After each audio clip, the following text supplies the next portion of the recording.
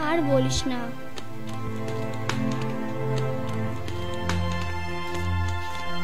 শোন ফারহান, আমি আর অন্য বিদ্যালয়ে যাব না, এখন থেকে সরকারি বিদ্যালয়ে পড়বো। কেন, ওখানে কি হলো? আরে ওগুলো তো স্কুল নয়, ওগুলো ব্যবসার জায়গা, শুধু স্ট্যাটাস আর টাকা। তা যা বলেছিস।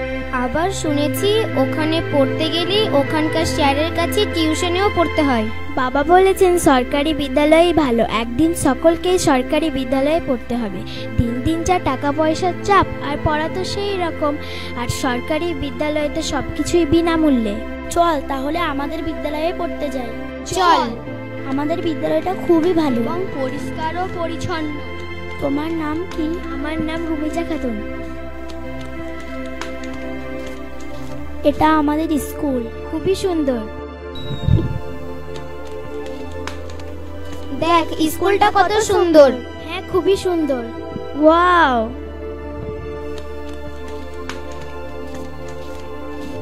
আমরা সকলেই পড়ি সরকারি বিদ্যালয়ে।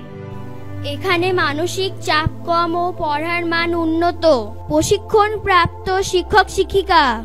মারগ্রাম ডক্টর কুদরতি খোদা প্রাথমিক বিদ্যালয়, মারগ্রাম, বীরভূম। আপনার শিশুকে সরকারি বিদ্যালয়ে ভর্তি করুন আর পেয়ে যান সমস্ত রকম সরকারি সুযোগ সুবিধা।